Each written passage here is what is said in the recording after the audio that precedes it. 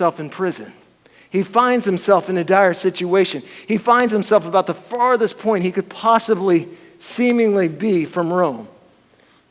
And yet, I love his perspective. Talk about God using even the challenges and the struggles of what others sought to kind of stir up trouble, to get him stuck. God used it to stir up a greater purpose and a greater call and greater significance and impact. Listen to this. In verse 12, chapter 1, it says, "Now I want you to know, brothers and sisters, that what has happened to me has actually served to advance the gospel. As a result, it has become clear throughout the whole palace guard and to everyone else that I am in chains for Christ. And because of my chains, most of the brothers and sisters have become confident in the Lord and dare all the more to proclaim the gospel without fear."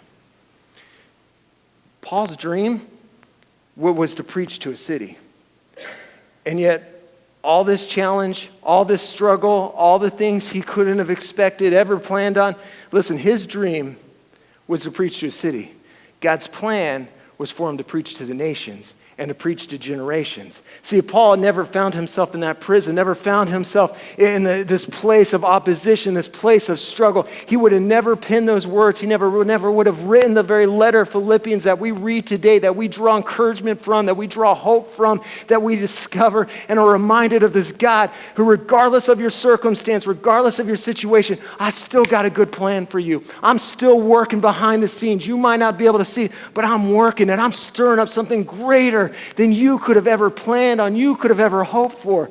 Listen, don't get so caught up in what's going on around here that you lose sight of what God's doing in here. Because God's got amazing plans for you, an amazing purpose for you. He's stirring something great inside of you. He's doing something well beyond your imagination or your plans. I want to pray for you tonight. And